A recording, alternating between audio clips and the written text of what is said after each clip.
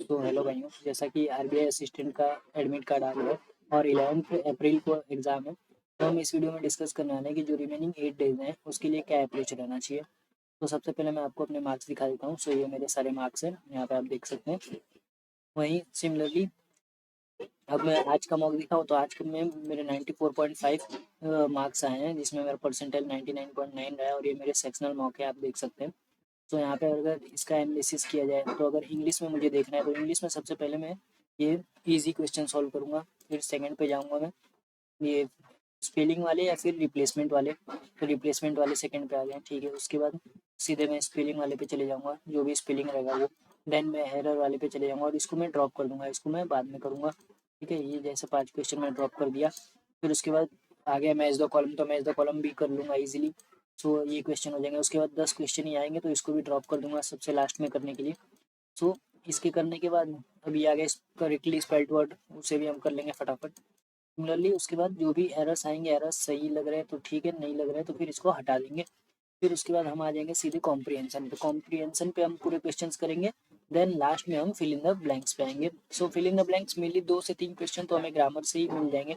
जैसे कि दे का बोला है तो दे यहाँ पे प्लूरल है, तो आगे भी हमें प्लूरल वर्ब चाहिए। सो यहाँ पे ग्रेज आ जाएगा। ये सब सिंगुलर के लिए लगते हैं, रोड्स, टेस्ट, स्पीड्स। तो लास्ट में एस लगा, इसका मतलब सिंगुलर के लिए लगेंगे। तो ये तो हमारे एलिमिनेट हो गए, बचे हैं स्मेल और ग्रेज। तो इससे अगर पैराग्राफ के अकॉर्डिंग देखा जाए तो यहाँ पे ग्रेज आएगा।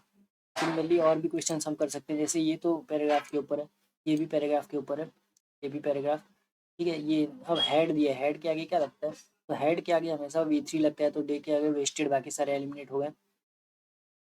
उसके बाद यहाँ पे विलेजर्स लेफ्ट कैसे गए, तो यहाँ पे एडवर्ब चाहिए तो एंग्रीली हो गया। अभी ये दो एलिमिनेट हो गए, तो ये 3 में से हम पैराग्राफ के अकॉर्डिंग डिस्कस कर सकते हैं कि कौन से हैं। उसके बाद फिर ये तो ठीक है। अब जैसे ये इंग्लिश का कंप्लीट हो गया, फिर हमें सिनोनिम एंटोनिम पे फोकस करना है।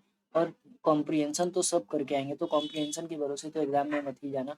ये सब भी स्ट्रॉन्ग करना पड़ेगा हमें, ग्रामर हो गया या फिर वोकैब हो गया, ये सब स्ट्रॉन्ग करना पड़ेगा। सिमिलरली न्यूमेरिकल एबिलिटी के लिए देखा जाए तो अरिथमेटिक सबसे पहले अटेम्प्ट नहीं करना है। सबसे पहले हमें मिसिंग नंबर सीरीज अगर आ रहा है, ईजी लग रहा है तो अटेम्प्ट करना है, नहीं तो इसको भी ड्रॉप करना है, मार्क करके रख देना है। फिर जैसे कि ये नहीं आया तो इसको मैं छोड़ दिया। इसमें क्या अप्रोच रहेगा, तो इसमें ओके 14/9 या 13/8 या ठीक है, ये अप्रोच रहेगा। सेकंड अगर देखा जाए तो इसमें भी कुछ अलग ही अप्रोच था। ये 36 - 48 प्लस 36 - 48, ओके, ठीक है। फिर ये एक हो गया, जैसे ये अरिथमेटिक हो गया तो इसको मैं ड्रॉप कर दिया। फिर मैं सबसे पहले क्वाड्रेटिक इक्वेशन अगर आ गया तो उसे उड़ा दिया। तो सारे क्वाड्रेटिक इक्वेशन करने के बाद ये सिंप्लीफिकेशन भी आ गया, तो इसे भी कर दिया फटाफट। तो क्वाड्रेटिक इक्वेशन और सिंप्लीफिकेशन अप्रोक्सीमेशन सबसे पहले कर देना है। उसके बाद हमें जाना है मिसिंग नंबर सीरीज, अगर इजी है तो ठीक है, और अगर नहीं इजी है तो हमें डीआई कंप्लीट कर देना है। यानी 7 से 8 सिंप्लीफिकेशन, 4-5 मिसिंग नंबर सीरीज, यानी 12, 5 डीआई, 19, 19 से 20 क्वेश्चन हमारे 10 मिनट में कंप्लीट हो जाएंगे। फिर हमें जाना पड़ेगा सीधे अरिथमेटिक के ऊपर। अरिथमेटिक में इजी इजी क्वेश्चन, जैसे बोट वाला हो गया, बोट एंड स्ट्रीम वाला इजी हो गया। फिर ये भी इजी लग रहा है, पर अगर ये ऐसा परसेंट एवरेज वाला ये सब इजी है तो कर लेना, नहीं तो फिर इसको भी ड्रॉप करना है पहले। फिर ये रेशियो वाला इजी हो जाएगा इजीली।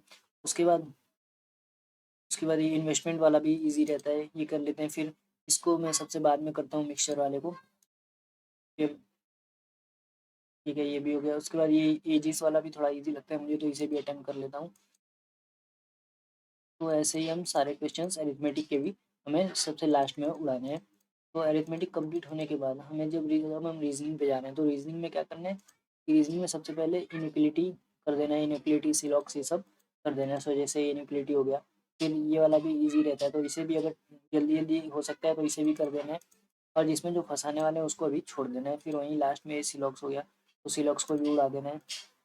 सिलॉक्स भी इजीली हो गया। सो 10 से 12 क्वेश्चन 3 से 4 मिनट में हमारे हो जाएंगे टोटल। फिर उसके बाद यहाँ पे ये 9%, ठीक है, ये वाला तो मैं बाद में ही करता हूँ। सीटिंग इन द सेंटर में बैठे हुए हैं तो इनको मैं सबसे लास्ट में करता हूँ। मैं इसके बाद ढूंढने लगता हूँ जो ऑर्डर वाले हैं, जैसे कि ये डायरेक्शन वाला होगा तो ये भी इजी रहता है, तो इसको कर लेता हूँ। 2-3 क्वेश्चन इसके आ जाते हैं। फिर उसके बाद ये भी नहीं, उसके बाद मैं सीधे डायरेक्ट जाता हूँ। हाँ, ये मतलब ये ऑर्डर वाले पे, जिसमें डिफरेंट नंबर ऑफ पेजेस, जैसे कि जो एक लाइन में आ जाए, ये एक लाइन में आ गया, ऊपर ऊपर ये सबसे बड़ा, फिर नीचे नीचे नीचे, ऐसे करते करते उसके बाद फिर ये वाला आ गया, जैसे कि यहाँ पे दिया है ऑर्डर, ऑर्डर वाइज, जो कि एक ऑर्डर हमें पहले से मिल जाए फिर अरेंज कर सके तो उसको हम डायरेक्ट कर देते हैं। सिमिलरली और भी अगर ऐसे कोई क्वेश्चन है तो वो ठीक है, नहीं तो फिर कुछ ऐसे पे जाता हूँ जो कि इजीली सॉल्व हो जाए। अब जैसे कि वापस से देखा जाए तो ये तो हमारे हो गए, फिर ये भी हो गया। अब ये कर लूँगा 9 पर्सन बैठे हुए अराउंड द ट्रायंगुलर टेबल, ठीक है, ये और ये ईजी है, मतलब 2-3 लाइन का ही सम है, क्वेश्चन है, तो फिर इसे हम फटाफट सॉल्व कर लेंगे। नेक्स्ट मेन बात ये है कि क्वेश्चन हमें एकदम फोकस लेके पढ़ना पड़ेगा। क्वेश्चन में थोड़ा भी डिफरेंस हुआ तो फिर वो रॉन्ग हो सकता है। और ये ब्लड रिलेशन वाला तो सबसे लास्ट में ही मैं करता हूँ, बिकॉज ये कभी कभी फंसा देता है, इसमें चांसेस बहुत ज़्यादा रहते हैं, सो इसको मैं लास्ट में करता हूँ। फिर सर्टन नंबर ऑफ लैक्स वाला हो गया, इसमें 2-3 कंडीशन बनती है, लेकिन ये भी इजीली हो जाता है। So certain number of flex, condition बनाने से हमें नहीं चूकना है, मतलब कंडीशन जितनी बने फटाफट फटाफट बना देना है। आलस करेंगे तो कंडीशन जो नहीं बनाएंगे वही आंसर रहेगा, तो इसलिए उसमें टाइम भी वेस्ट होगा और मार्क्स भी नहीं मिल पाएगा। तो ये हो गया, उसके बाद ये हम देख ही लिए हैं। फिर एक सर्कल वाला कोई था ना, फिर एक, हाँ ये सर्कल और ट्रायंगल वाला भी, उसके बाद सर्कल वाला कोई आता है तो वो कर लेना है। सो हमें स्मार्ट अप्रोच लगाना है और फटाफट फटाफट इसे करते जाना है। जैसे कि अगर इंग्लिश में देखा जाए तो मैं पिछली वीडियो में भी डिस्कस किया था कि कैसे करना है, तो इंग्लिश में सबसे पहले एरर पे हमें ज़्यादा फोकस करना है, बिकॉज रीडिंग कम्प्रीहेंशन और फिल इन द ब्लैंक्स तो सब फुल करके आएंगे, फुल अटेम्प्ट, यानी 10 और 5 15 क्वेश्चन तो सब करके ही आएंगे, तो ये 15 से तो मार्क्स स्कोर नहीं होगा। मार्क्स स्कोर कहाँ से होगा, तो मार्क्स होगा हमारे एरर डिटेक्शन से, स्पेलिंग वाले से, या फिर ये have correctly use highlighted word वाले से, ये सब से हमारा मार्क्स इम्प्रूव होगा।